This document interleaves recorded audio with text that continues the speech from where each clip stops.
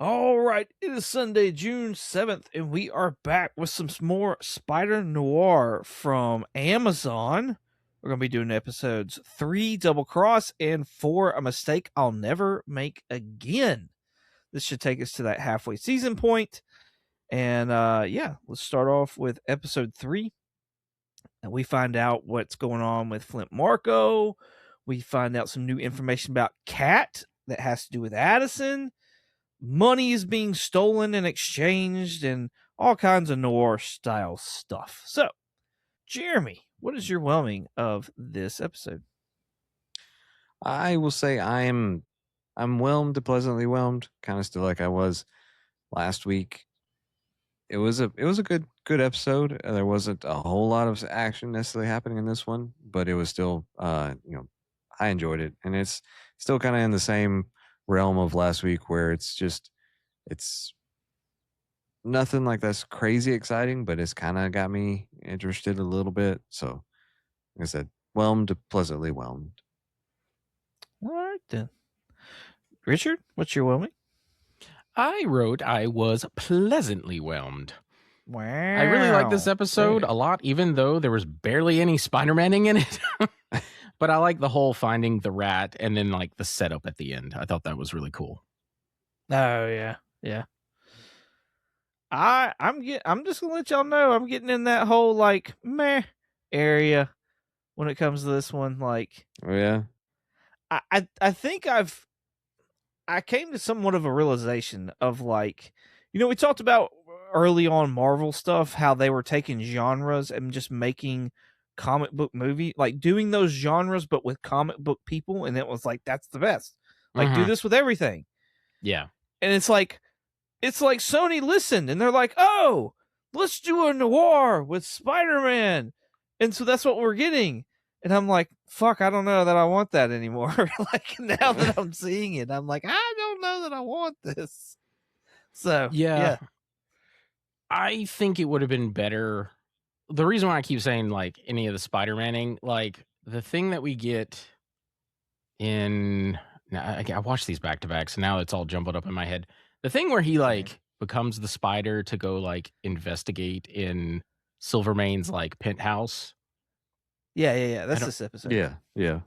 I wanted, like, all the stuff where Ben goes and does PI work, just have him be in the Spider-Man suit. And instead of it being, like, on foot, he's, like, web-slinging through the city and crawling on walls to, like, investigate or whatever. And then maybe he changes into Ben to, like, ask some people some questions or whatever it needs to be. Because, like... Yeah. For the most part, this episode was just straight up like a noir movie. Like it was just a noir like style movie with very little Spider-Man in it. Right. My wife missed this episode and like caught the tail end of the next episode. And one of the things I told her, I was like, this is probably the most Spider-Man that I've seen in these 2 episodes, talking about the end of the 4th one. And she's like, really? And I said, yeah. I said, it's kind of disappointing, I'm not going to lie. And another thing that I've noticed with this TV show as well is that especially these 2 last episodes, for me, it's like it lost its humor. And that was one of the things that I enjoyed about it, was the humor that it had. And I feel like it's like kicking that off to the side. And I don't like that. Yeah, I can see that. Because I don't know. I didn't really find any of the humor stuff in the other one that funny. Yeah. But mostly the things that I find is just like weird decisions that like they do. But yeah, I can see that. Like, at least I can understand that. So the episode starts off with Silvermane hiring Ben Reilly to sit there and investigate like who turned him in as far as like the liquor bust and whatnot. And Reilly goes to like talk to the cops and like figure out who told who to go and do what, because several of them are injured. And I just got done talking about the humor stuff, but this part tickled me, I'm not gonna lie. And he's talking to the last one out of the 3, and he's like, may I remind you that you're laying in bed on your stomach because you got shot in the ass. Yeah. I loved that whole investigation because he was putting on like a different persona and voice, and he was doing the whole like, "Meow, you see, meow, Yeah. meow, see," and that part was really cracking me up. Yeah. I enjoyed that too. When Silvermane goes in to Ben's private investigation office, he gives his real name. He says, "I'm Finn Byrne." Finbar Byrne is his full name. And I thought that was interesting because in the comics, Silvermane is Silvio Manfredi. So I was like, why is he got a completely different name than the comic? Huh. I was talking to some folks about this whole thing, about how like it didn't make sense to change him to Peter and all this other kind of stuff. Actually, it was the live chat that I do on Mondays. And one of them brought up, I think it was Trev the shipping guru, he brought up that the rights may be the reason why that like they can't use Peter, like him, to have the name Peter Parker. It may be like a whole, you can't do a TV show by yourself now, because how many times the rights have changed with Peter Parker between Marvel and Spider-Man. It's like they change every year as far as like what they can do and whatnot like that. And so that may be the reason why he's not Peter Parker.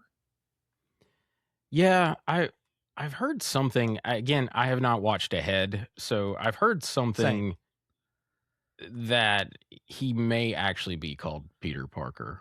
I'll just say that. I heard something like that as well. That it was like you'd kind of find out later on, like there's new information or whatever. Also, but what I was going to get to that is that may be why Silvermane had a name change. Like he may not be able to use that real name because of the comic rights or something along those lines, and so they may have to change it for the TV show. I think you are 100% nailing on the head, because there are a couple of characters that are in this show that I'm like, oh, that person would have been this person, but they probably didn't have the rights to it. But perfect example, I 100% believe now that we got more of a backstory. It's in the next episode, so I'm getting ahead of myself, but like of what happened to Ruby. Ruby was supposed to be Gwen. Ruby was 100% supposed to be Gwen. Oh. And I think so. Addison, Molten Man, his real name isn't Addison in the comics. I forget what it is, but it's not Addison. Yeah. I'll talk about that when we get to the second episode. I'm getting ahead of myself because I was supposed to say the Electro guy that we see in the next episode, that ain't who you think it is. Okay. Screw it. I'll just say it. You're supposed to think that it's Max Dillon, and it's not Max Dillon. It's actually Megawatt, which is Dirk Layden. Seriously? Seriously. So not Electro? Not Electro. Wow. Okay. I thought Megawatt was like a Darkwing Duck character or something. I think it is a Darkwing Duck. I know what you're talking about, the robot. The robot God, I forgot about him. He's got the plug for a hat. Yeah. Like he's got the two things that come up like You look like Batman with the long ears. Oh, fuck off.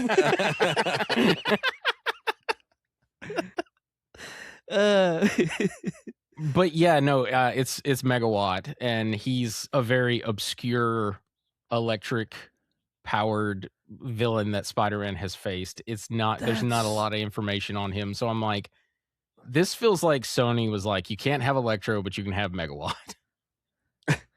Sony or Marvel? I'm thinking it's Sony, because Sony, I think, has all the rights to Spider-Man things, like as far as television. So why wouldn't they get to use it in their own property, though? Probably because it's being put on Amazon. I will try to find some research. I've been looking to figure out like what the hell's going on behind the scenes for this show. Yeah. I currently don't know. I want a like tell-all, like a docu-series or something about how this show was made.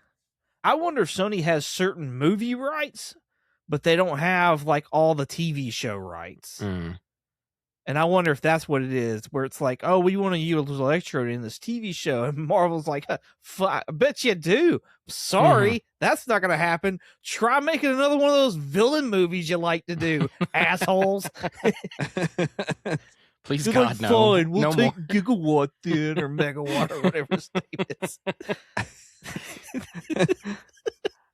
So, like, one of the things that kind of, I don't know, I know it's changing the subject a little bit, but like, last week we were talking about the budget of this one, and I still don't know where it's going, because like there was a scene like that really stuck out to me, that it was whenever Ben is talking to Silvermane up on this is the right episode, yeah.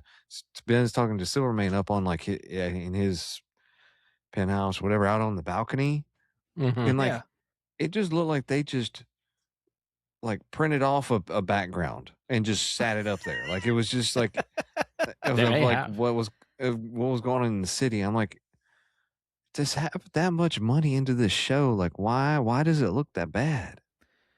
It was hand painted and imported from France. I'll be honest with you. The old way of doing things were they did have hand painted, like, in other words, back in the day, not even like that far back in the day, but like especially back in the day, black and white, those backgrounds a lot of the times were just hand painted murals that they just threw up. Yeah. They may have done it for that. I don't know. I watched it in black and white again. I'm going to continue watching in black and white. I didn't really notice it that well. I do know like, a lot. Go ahead. Well, I was gonna say like that may have been the issue. Is like I was watching that part in color, so it may have. Oh, boo! Yeah. I'll be honest with you. I don't really get anything that special from it being in black and white, except for maybe one scene in this episode. But I think some of the budget is going to. There are big giant sets with lots of extras in old-timey clothes, in old-timey cars, walking the streets, driving the streets. That probably costs a ton of money. Plus there is the VFX. So far, the VFX looks pretty good. There's still something off about seeing, I don't know, something's off about whenever he's like swinging through the city. It looks too smooth. I don't know what it is. I don't know if they're doing like 30 frames or 60 frames a second, but it's weird looking. Yeah. I can agree with that. It doesn't feel like it fits. Like it does feel off a little bit. The thing that I read as far as the budget goes was Nicolas Cage, and they tried to make a very authentic 1930s set. Like what you were talking about with the people driving, the clothing and all that other jazz. They said that was like the biggest parts of the budget was Nicolas Cage and set. Because I was looking it up because I was, we got that short out for it, and so I was like, what was it? And so that's what it came up as. Yeah. Yeah. I guess I didn't really, obviously didn't think about that part of it. So, but yeah, that makes sense. You were there almost because you're talking about the background. So like you were trying to piece it together. Yeah. I'm real curious as to which scene you're talking about, Richard, as far as the black and white goes, because there was a scene for me that I was like, oh, that's cool. I'm glad I watched this in black and white because of that. It is the part where he's in Silvermane's penthouse and he like leaps up onto the ceiling and it's like pitch black. Yeah. And then he clicks on his night vision goggles and then you can just see him like on the ceiling and it's just like eyes and like a very vague silhouette of him. I was like, okay, that's cool. All right. I was like, that was a cool use of using black and white, but it threw me off because I was like, they barely have radios at this time. He has fucking night vision goggles. Like what? See, I took it as just, he had flashlights. Like I didn't even take it as night vision because there was a click or whatever. So I just took it as like lights coming out, and that's it. What do you watch it in color, Jeremy? What was it in color? Now that part I didn't. I was in like I don't know. I just kind of go back and forth sometimes, so I didn't see that part in color. What kind of monster are you?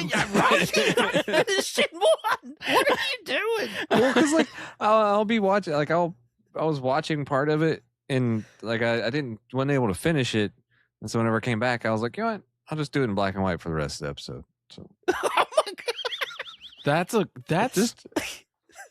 That is crazy. That is schizo, Jeremy. Why? I'd like to see it in both. The only thing more monstrous is being halfway through a movie and be like, nah, I don't need to finish it. And then Right? Yeah. Just Like, that is crazy to me. Like, I've seen enough. and it's not even because you don't like it. Like, it's one thing to just turn it off because you don't like it, but it's another just to be like, oh no, I just, whatever. That is crazy. Keeps you on your toes. What? No, I'm supposed to be relaxing. I don't need to be on my toes. So another funny part, I know we said it kind of wasn't funny, but I had another funny part. I like the part where he's at the payphone waiting for a phone call and a lady comes up and he's like, this one's broke. He's like, you got to go down, whatever. And then it rings and then he goes and answers it and gets his information, then hangs up and he looks at her and he's like, I lied, and then just walks off. It's like he's trying to get like prepared to give some excuse or explanation, but then he's like, I lied, and just left. Yeah. This, I will say, like, it's fun and entertaining, but this does not feel like Peter Parker at all. No. Like, this character. So part of me is like, kind of wishes it was Ben Reilly, like it was a clone of him or something, but I don't know. Oh no. No, I don't want the clone saga, but like it would at least make sense why he's not quite like Peter. Clone Saga in the 1930s. We may get somewhere. I don't know. We may. I do, since we talked about the whole like the night vision or whatever scene and him crawling into the penthouse, I want to go ahead and hit that because that was like a pretty pivotal point of the show where Ben went in there as the Spider to Silvermane's like bedroom and cracked his safe, not cracked it, but like he was able to listen, hear the clicks and all that other jazz, and stole $1,000 out of it. He needed that $1,000 to be able to pay off Addison's wife or widow, and so she could get out of town because she was the only one that knew who hired Addison to go and kill Silvermane. And the suspicion was, or Reilly had figured out that Kat was the one who had done this. And I was like, son of a bitch, Richard really called this all the way back. And there was another moment as well in this episode where I was like, son of a bitch, Richard did it again. But yeah, with those bills though, we learned that earlier on in the story, Silvermane said money tells the truth.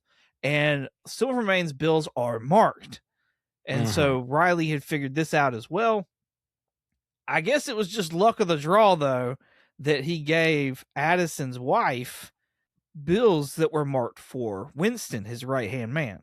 Well, he made sure that he had Winston's because he met Winston at the bar and he told him about how like I forget the conversation that was had there, but Winston gives him money.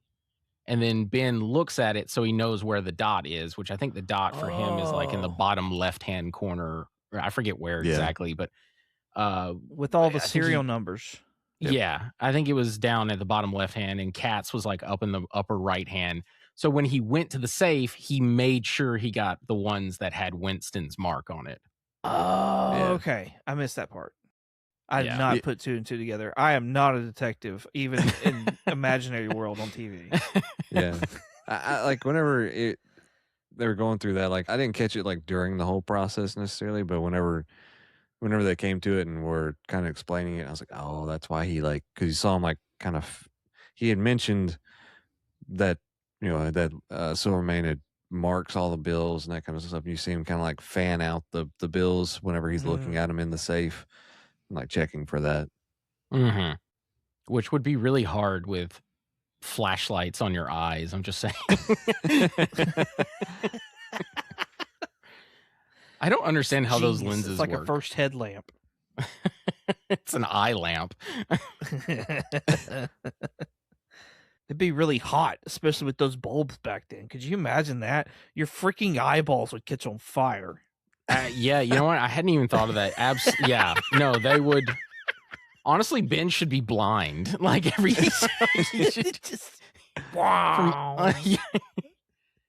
So another point to I don't know what the hell's going on behind the scenes and why they don't have like rights to certain characters or are using the names is we see like Robbie goes to the Daily Bugle with a story and he speaks to the editor in chief at the Daily Bugle and I was like, cool, we're going to see JJ. Nope, it's some fucking guy called Howard Walters. And I'm like, Who? because I like not in the comics, not just like Ruby, just made up for the show. Oh wow. Poor Howie. Or nothing. I was like, where the fuck is my JJ? No JJ, no Ben Urich. None of it. Well, Robbie is at least a character from the comic books, but he's not a reporter or a photographer. He usually is the editor-in-chief, and JJ's also technically the editor-in-chief, but a lot of times he's just like the owner or the publisher. Got you. So maybe like at the end of this, it's like he's gonna wake up and it's all been a dream. And it's like he created these characters or something. You know what? I would actually be fine with that. That would explain so much. Like as much as that's like a hated trope at this point, that would at least explain this world. Because right now it's just weird to me. And then that really starts the Clone Saga, and you've got Tom Holland on the one end as Peter Parker, and you got Nick Cage on the other as Ben It's Reilly. Ben Reilly. Ugh. I don't know if I like that. It's Sony. That's what they would do. Mm-hmm. You're right. No, you're absolutely right. So, since we talked about Robbie, we got to talk about what he saw. He went down to go talk to Lincoln to figure out, to make the connections with Flint, Marko, and all the other jazz. And the police came down to Hooverville and were just ransacking the place. Lincoln comes out, and all of a sudden his powers like come on full blast like an X-Men or something. And he's got super strength and he's unbreakable. And him and Flint tag up and just start beating up all these cops. Molly whopping the shit out of them. And so, they made front page of the paper and they messed up Robbie's story that he was trying to tell, and they made him look like monsters and all this other jazz. So, but I think this also helped Flint kind of get his job that he now has with Silvermane. So I guess it worked out for Flint a little bit. But Lincoln's also trying to work with Ben Reilly, and I don't really know where all that's going, though. Yeah, I don't either. What did you think of Tombstone? Like when he manifests his powers? I don't like him. He looks like a fucking dinosaur or something. Same. I wrote, he looks like an armadillo. What if that's what he's supposed to be? I think Armadillo it is. Man. Yeah, I really well, like I get why they didn't, because if you're watching in black and white, a man who has skin like granite looks exactly like a man who has skin like sand in black and white. Like you can't tell the difference. But then you don't put Sandman in the show, or you don't put Tombstone in the show. Because like I don't like those weird head bumps that come up, and I don't like the weird I don't know what to call it, but the like it's almost like plated armor or something, like a armadillo, like kind of like how the back of an armadillo looks. Like it's just weird and gross looking. Yeah. No, it's very CW-ish. Mhm. I don't like it. I kind of wonder if it looks better in color, but at the same time, I'm like, no, I'm watching this in black and white. Like, I hear what you're saying, but like, I feel like all you really got to do for Tombstone is just kind of make him like look like he's an albino. Mm. Like, just like make his tone his color a lot Mhm. brighter than what it is now. I mean, he is in the comics albino, and then he Right. gets sprayed with that gas, and then it turns his skin into that like hard like granite, and then I think at that point he files his teeth real sharp, like a Yeah. shark or something. Yeah. I don't know. We don't have like to go this, that far. yeah. Yeah, not for this version of it, because this version feels like a nicer version than the like the comic book version of Tombstone. But I'm not digging Tombstone. I thought I would, but then I saw it and I was like, ooh, I don't like that at all. No, I'm not digging it. I feel like that's kind of what, like they're kind of doing something here where there's like either the Germans experimented on this group or the United States experimented on this group or something like that. But I think I like the comic book version better of like, these were just circus folk. They were just fucked up. So now they do this. Like, I feel like I like that version a lot better than what we're getting. I'm fine if one of them was a POW in World War I and they were experimented on by like some mad scientist. I don't like that all of them were experimented on at the same location, because that's just odd to me. Yeah. And I mean, I get like that makes the most sense because like all of them were experimenting, all of them got powers, but like, Yeah. I don't know, it adds some more interesting like origin stories to some of these villains than just like, they were all experimented on. The end. And maybe that's all they felt like they had story for, but like, I don't know, some of the story I just don't care for, honestly. Like, it's just not intriguing to me really at all. So I get however, the end of the episode was probably the best part for me, where Silvermane, well, actually Winston has rounded up Reilly and Kat because she was getting ready to leave because of her argument with Flint and how he feels like he's just a monster now, and rounded up Addison's wife because she was getting ready to leave out of town. And they're all there at this little side grave that's been dug already. And that's where the whole reveal of the markings on the bills will go back to Winston. And Silvermane knew that, as far as like he knew what his markings were for each individual person. And so Silvermane shot Winston and he buried him. And I like, did he shoot some other? It looked like it was another like flunky or whatever he shot and killed. It's not revealed until the second episode that we watched, episode 4. Oh, yeah, that's right. It ends on a stupid cliffhanger because he talks about, he's like, Ben, are you good with a shovel? And he's like, yeah, why? And he's like, because we're going to need another grave. And then it just, bam, and then it cuts to credits. And then it's revealed that he shot Winston's like partner, Geo. Yeah. And I was like, really, Geo? I thought if anything, it was going to be Addison's wife, whatever her name is, because she technically was one of the people that helped like try to kill him, and she's also a witness to all this. So I would assume he wouldn't want her to live. Yeah.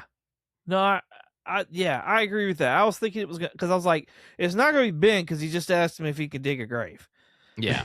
Probably not going to be Kat because he's got a lot invested with her, and like she already knows whatever kind of dirt. Yeah. Mm-hmm. So if anybody, I did think it was going to be Addison's wife. So I'm with you on that. Jeremy, were you thinking the same, or were you thinking somebody else? No, I really was, and I didn't really know that guy was there until he was like explaining it in the next episode. Right? Yeah. Yeah, they were like, oh no, he shot Geo. And again, I was just like, who? He had rock powers. We just never saw them. Yeah. Hence the name. Yeah. He can only ever play rock and rock, paper, scissors. Yeah. Yeah. The one thing I'm glad we watched both episodes, because the way that cliffhanger ended, I was just like, this would have pissed me off as like the end of the episode. I'd have been so mad. The last thing I had that I forgot to mention when you were talking about, when he was picking the safe, like when he was putting in the combination, he was using his Spidey sense to do it. And I was like, that's not how Spidey sense works. That's what do you do? Like, what are y'all doing? Yeah. That's really what I was like. Why is it? I don't understand this because like that doesn't. I've never seen that before. I was like, why would he need to do that, or how would he even do that? So It only works when he's in like when he senses danger. yeah, That is literally it. And I'm like, unless there's like a bomb that goes off when you put in the wrong code, like there shouldn't be any danger there. yeah. I just thought he was being over paranoid, and he thought he kept hearing things, and so the spidey sense was going off. Like I didn't even sit there and put it in connection with the lock. Maybe he did. Maybe I just overanalyzed it. But it seemed like he was using the spidey sense to detect whenever he was like near the right code, and I was just like, that's not how that works. That's not how any of this works. No, you're probably right, because that's some stupid shit. So, like, that's about par. Yeah.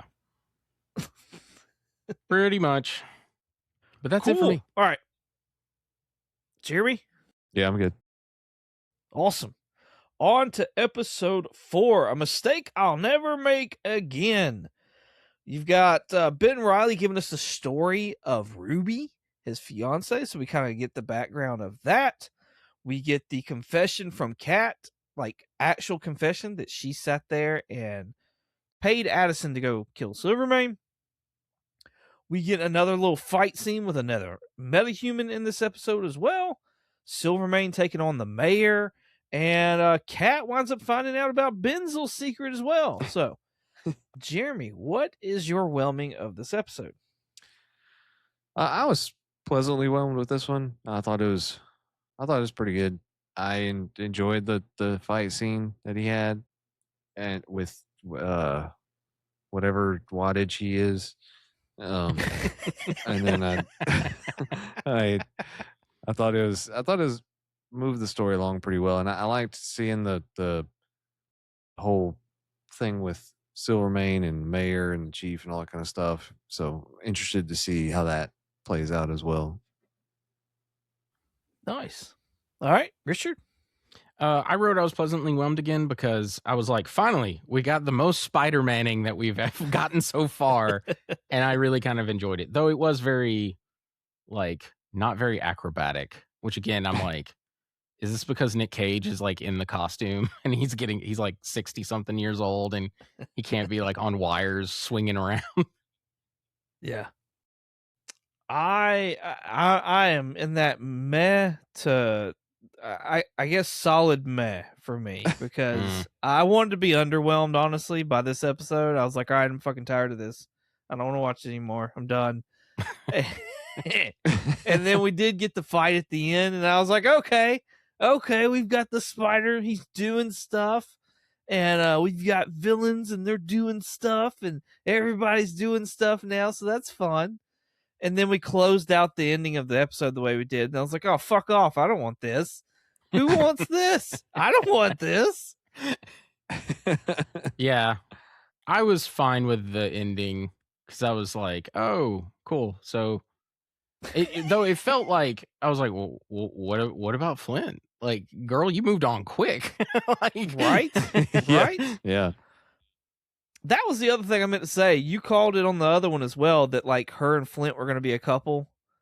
Mm-hmm. So, well, it seemed that way the way she came up on that skyscraper that was like still being built, and she was like, leave us alone, and she was like protecting him, and then yeah, he is like on a rooftop across the like her window, and he's like staring at her. I thought it was either they were a couple or he like loved her, but I thought maybe she was like the wife or girlfriend of Silvermane or something, and he knows he could never be with her or something like that. But turns out no, they were secretly in love, and Silvermane just likes controlling her and all this stuff. Yeah. Since we're there, that is really the whole thing with her, like why she wanted to kill Silvermane is because she's tired of being controlled. She made comments about like everything in her life is decided by Silvermane, even down to like where she's living and what's in her apartment. So like she has no life. She's basically a slave to Silvermane and singing at this place. Yeah, which that's got to be rough. I mean, like, but like it's one of those that kind of seen before with this, especially in this kind of age and this setting of having some usually some kind of singer, dancer, something like that that's under some kind of control. But so that part's kind of been played out a little bit, but I think it still fits what she's trying to do.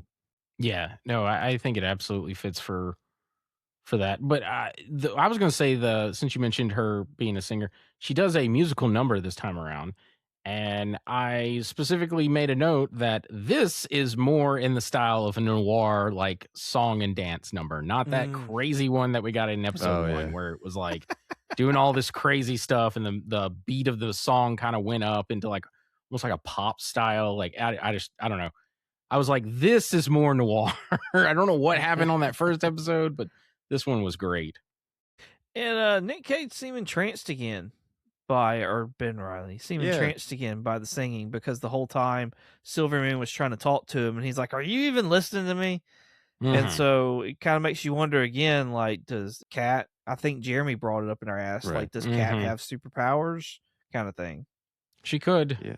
It may just be he finds her really attractive, or I'm saying she's Hypno Hustler. I'm calling it right here, right now. Well, you are 2 for 2, so fingers crossed that we get a Scooby-Doo at the end of this, and she takes off a mask, and it's really Donald Glover behind it. He's like, gotcha, bitch. You really are the most devious bastard in New York City. I think I'll shit a brick if that happens. Like, I don't know what I'll do. Like I'd be like, holy fucking shit. I'll throw my hands in the air hollering 5 stars. 5 stars. Whew.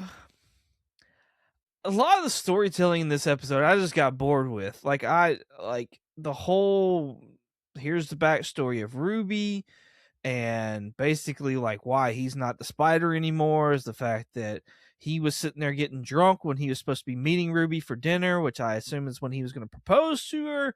And so like he wasn't able to get there in time to be able to save her, and she was murdered because of Ben Reilly, because of him. And I was just like, okay, another Peter Parker story. Yeah, that was very like, okay, she was absolutely supposed to be Gwen, because like that's the whole point of her, is like he tries to save her and he kills her by not like webbing her up properly. So she hits her head, or now I've forgotten now. She breaks her neck, I think, in the comic, and then in the Andrew Garfield one, she hits her head on the ground. But instead of doing that scene again, they were like, I don't know, make him where he's drunk at a bar or something, and that's the reason why. But being that she was blonde and he's the reason why she's dead, like, or at least he blames himself for the reason why she's dead. I truly believe that she was intended to be Gwen. But again, they were like, you can't have Gwen, or whatever it may be. Yeah. Well, and like they probably didn't do the whole like neck snapping or head hitting or whatever, because the way they ended this episode as well. Because I was like, wait a second, it's the bad move there, Parker, Reilly, whoever you are. That shit doesn't work in other universes. Right. When he did it, I was like, oh fuck, she's dead. She's dead. That's the end of Cat right there.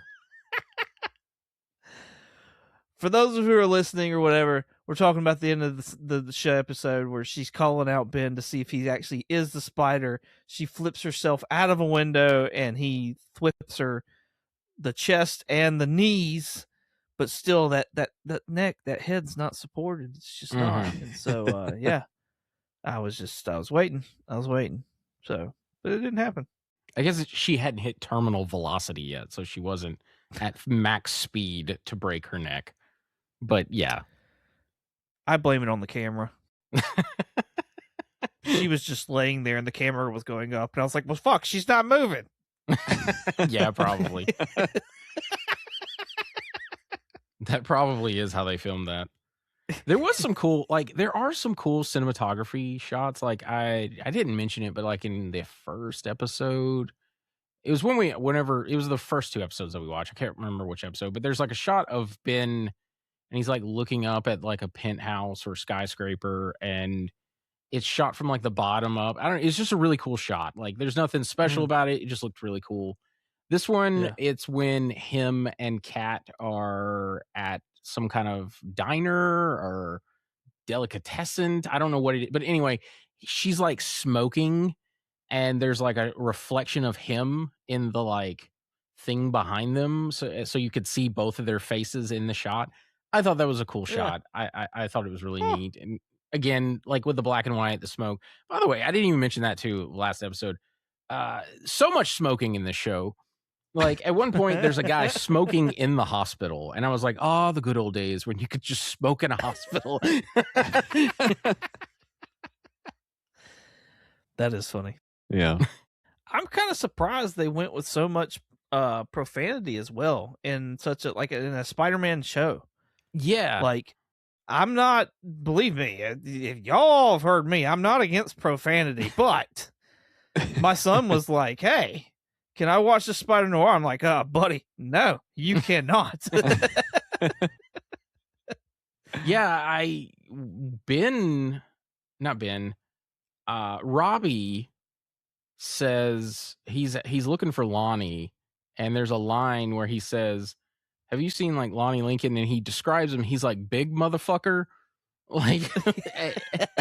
And I was like, "What the hell?" Like, I was just really taken back, but from that in this show. Yeah. There's several moments like that for me. And I'm just like, oh, well, okay then, cool. And what's interesting is like, I don't really remember being that much in the first 2 episodes because I had my son watched the first or second one with, or I think he went and watched both. But anyways, like I didn't really notice that much in those first 2 episodes, or else I would have, I wouldn't have been watching that with him either. But Yeah, in the first 2, I don't think there was. Yeah. I kind of feel like they've done the reverse. You know, usually like when a TV show starts, it's like flooded all with cussing, nudity, and whatever else, like Game of Thrones. It was real heavy at first. And then it was like, okay, let's tone that shit down. We got them all. We got them hooked. Let's tone it down. yeah, This show's like the opposite way. It's like, fuck them. Let's keep adding that shit in. Yeah, it's weird and tonally kind of off, in my opinion. I do recall, like you said, like I'm not one for pearl clutching when it comes to language. Like I don't give a fuck. Like, but I remember hearing, I can't remember what the second one was, but I remember hearing the one that I keep wanting to call him Ben because I keep thinking he's Ben Urich, but Robbie, I was like, oh, that's weird. That took me out of this moment of the show. And then I think it's Ben who says something about like, he says like, "God damn," or I don't know. I can't remember what it was, but it was just very like, okay, all right, this is weird. What else happened before we get to the big fight scene? That, like, I don't feel like there's a whole lot that actually happened in this episode. Well, so we see Kat and Ben are at the theater that she used to work at. And then Flint shows up there and is kind of like spying on them. And he overhears her telling Ben, I was about to call him Peter as well, that, the origin of Flint or whatever. And that pisses Flint off. And then he goes back to Silvermane and decides to become like a superpowered henchman for Silvermane. The thing that I had issue with that is I was like, Flint, just shove him off. Like, just like he's talking with Silvermane on his like patio balcony at the top floor of a penthouse. He is now the Sandman. He is impervious to bullets. He is super strong. Just shove him off. Your problem's done. Like you've won. You can go back to Felicia or not Felicia, Kat, and everything's fine. Yeah. Well, and like she would probably appreciate that from him as well. Yeah. So, but there was also the thing of like he feels like he's a monster, and so if he kills Silvermane, is he worried that like he's gonna look even more like a monster? So like is now he just gonna sit there and just okay, that's what I am, that's what I'm gonna be. Fuck it. Yeah, but like if that's the case, then like joining up with the crew and then becoming like a hired thug is just even more like I don't know. I just was like I feel like it made more sense for him to like attempt to kill him, but I get it. We're gonna have a bunch of superpowered people like going up like working for Silvermane, and then Spider-Man's gonna have to fight them. Could you imagine if we get a Sinister Six here on this freaking the Spider-Noir before we ever get one really Who in else? movies? Who else? I don't think we're gonna get Sinister Six because I think we're just gonna get those three guys, and then maybe Silvermane will be one. Because I'm wondering still, he's a robot man in the comics. He doesn't start off that way, but by the end, he looks. I meant to show you an image off podcast the other day when we were talking about him, but he looks fucking ridiculous. But he's a robot man in the comics. And I'm wondering if maybe we'll get that, or that'll be a stinger or something. I don't know if we're getting a second season, but I feel like Silvermane may end up being some sort of superpowered villain by the end of this, just because he's the main antagonist. Maybe I'm wrong. Maybe he won't be, but yeah. I hope not, honestly. Like I like him just kind of being the mob boss. That's fun for me. So yeah. And not I like having that to actor. really He's do a whole lot. It's Professor He's Moody. that guy that's in Harry. Yeah, I was going to say, you should know, Jeremy. He's in Harry Potter. Last He's the crazy guy. Cool. Yeah. Mad Eye Moody. With the weird Yeah, eye? that's it. Yeah. Huh? Yeah, that's it. Yeah. I like him. That what is it? Goblet of Fire? Yeah. Yes. That movie's played out. I that shit's on like TBS, TNT, whatever. All the T stations all the time. Well, they usually go through like the whole thing, so you must just catch it right whenever it's on that particular movie. Yeah. That whenever I had it, it was always on, and I was just like, oh fuck this movie. I need to see something different, Harry. Yeah. Not this you swimming with gills bullshit again. So we kind of skipped over it, but I also wanted to talk about Ben at some point went out drinking with Silvermane because Silvermane is just so like high on finally catching the rat, and he comes in the next day like still drunk or something, and it's a really funny scene because he can't get into his office, and Robbie and Janet are sitting there just kind of like watching him try to like fumble to get in, and then he sits down in the chair and he's like, I need some scrambled eggs, sausage, and a biscuit. And I was like, he needs a Waffle House. Were Waffle Houses back like were they invented back then? This man needs a Waffle House stat. Yeah. That's funny. Yeah, I liked how Robbie was leaving, and he was like fumbling his hat and his jacket, and he couldn't get it on the rack or off, and he was dropping on the floor and making a big mess. And he stopped and he had his stuff in his hand. He looked back. He goes, "Who am I? I'm you." And it walks out. I was like, "Oh, that's great." Yeah, I like Robbie giving Ben shit. I think it's funny. All right.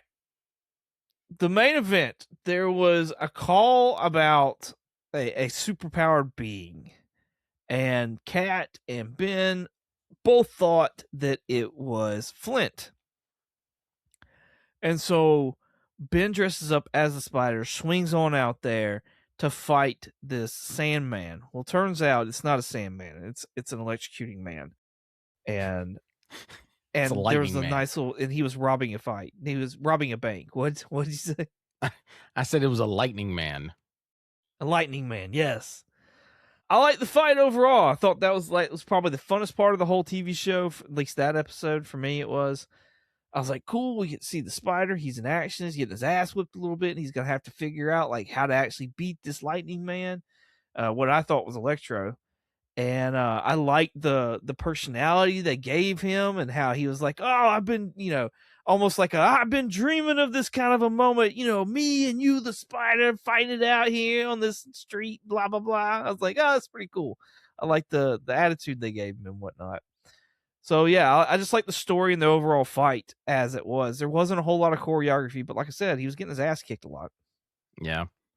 Yeah, the fighting in general was kind of like just low. It looked like a bunch of old men fighting. Because what I'm getting at is when he pulls that sign out and he's just sort of like low energy swinging at him. I don't know if I feel like they intended to do that because it's like supposed to be like an old noir style TV show or movie, but Oh, yeah. it was very weird. The clue that I too thought it was Electro, and the reason why I even looked him up was Electro typically, when he discharges his electricity in water, it's usually like a weakness for him. So when he electrifies Ben using the water, I was like, they messed up there. Is this supposed to be Electro? Because I was going to bring it up for the episode and be like, Electro can't do that, blah, blah, blah. And then it was like, oh, no, it's Megawatt. Okay. Cool, I guess. Yeah, exactly. Who? Like I said, I heard somebody mention that name before, and I was like, no way. No way. I've never even heard that. They're like I said, that's a Darkwing Duck character. That's not even a thing. And here you are, and you're educating me, and I'm like, oh shit, he was right. Fuck off. Like this is crazy. Yeah, I really wish it was Max Dillon because it would have been at least cooler.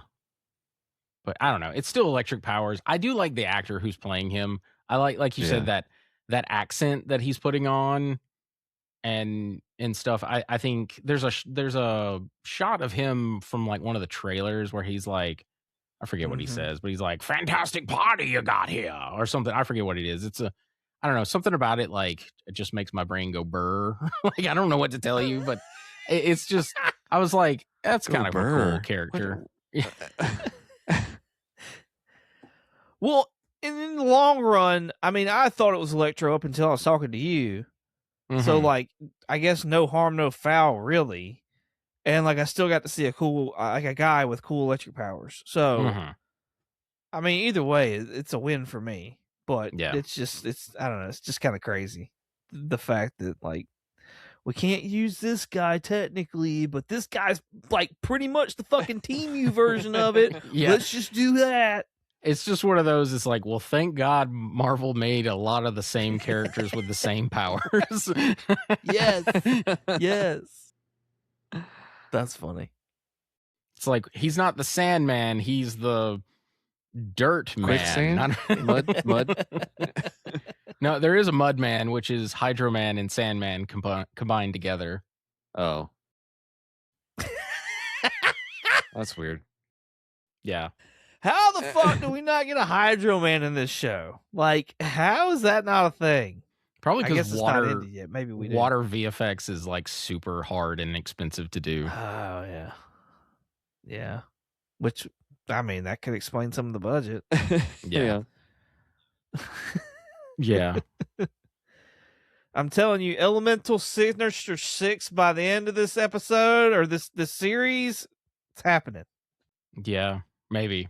I want a Hypno Hustler. I like the idea of Hypno Hustler. Like you said, Scooby-Doo mask, straight up, like, pulls it right off of Cat Hardy, and it's like, Hypno Hustler, is that you? I'd have gotten away with it too if it wasn't for this meddling spider. Cool. Y'all got anything else for this episode? No, that's it for me, man. I think I'm good. Oh, all right. We do got to mention this. We talked about it a little bit at the end of the beginning of this episode that happened at the end of this episode, where Ben saved Cat falling out of the window. Oh yeah. Brings Cat back up, and then they have an embrace and kiss. And I was just like, nope, don't care. Don't see it. Don't care. Not for me. Yeah. He was definitely infatuated with her. But for her to like move on from Flint to again, I was about to say Pete, to Ben, is just weird and fast. I was just like, Yeah. Yeah, girl, you move on quick. Like, what are you doing? Like, I just was weirded out by that. I get that, like, it's supposed to be Black Cat and Spider-Man, but Yeah. you've established that she's kind of in it with Flint. So I don't know. It's just weird to me. Yeah, I agree. There is a part of me that's wondering, one of the things with Black Cat is she will sometimes use her feminine wilds to persuade Peter into doing things for him or for her, I mean. Mhm. And I'm wondering if maybe that's what's happening here. Is she's like, whatever, batting her eyes at him so that she can manipulate him to do some things as the Spider to eventually help her and Flint be together or something. I could see that happening, or rob a bank. I don't know. I don't know what this version of Black Cat is going to do, but I'm assuming it's maybe something. Maybe she can finally get rid of Silvermane and be free, or whatever it is. Yeah. I would think that would be the start, at least. Get rid of Silvermane kind of thing. So, which will probably cause a conflict between Ben, and he'll be like, we'll talk to you later, dollface. And she's got to go, away in the paddy wagon and all that jazz. So, You see? you see? You follow? All right, cool. Y'all got anything else? Nope. I'm good. Awesome. Y'all come back next week. We will not be doing Spider-Noir. We'll finish that up later. We do have to catch up, though, on Time Runs Out. So, New Avengers, 4 issues. Catching up with all that. I'm sorry. Oh. That took way too long. I was going to say, I tried dragging it out there for you a little bit. I saw you searching, and I was like, if I could just... I have too many. I have 4, basically 5 pages of soundboard, and it's a lot. It's a lot to remember where everything is. Poor GI Robot. He's buried in the back. That's bullshit. Cool. Well, in the meantime, Jeremy, where can they find you at? They can find me on Twitch under the handle Night Fury GTO. That's Night with a K, and you can find me here. Awesome. Richard, where can they find you at? If you want to contact me directly, I have an X, the platform formerly known as Twitter, and Instagram, a Blue Skies, and a Threads. My handle is Night Curry, night like day and night, and curry with a K. If you want to contact us directly, we have a Gmail. Our Gmail is comicallycomicspodcast@gmail.com. And if you want to check us out on YouTube, possibly TikTok, we'll see, and Instagram, you can check us out under the name Comically Comics Podcast. And if you want to check us out on X, the platform formerly known as Twitter, you can check us out under the name Comically Comics with an X. Awesome. You can find me on Instagram, eBay, and Shortbox22_comics. You can also find me on YouTube at 22 Comics. Thank y'all so much for listening. Hope you enjoyed as much as we did making it. With all that being said, say goodbye, Jeremy. Bye, Jeremy. Goodbye, Jeremy. Goodbye.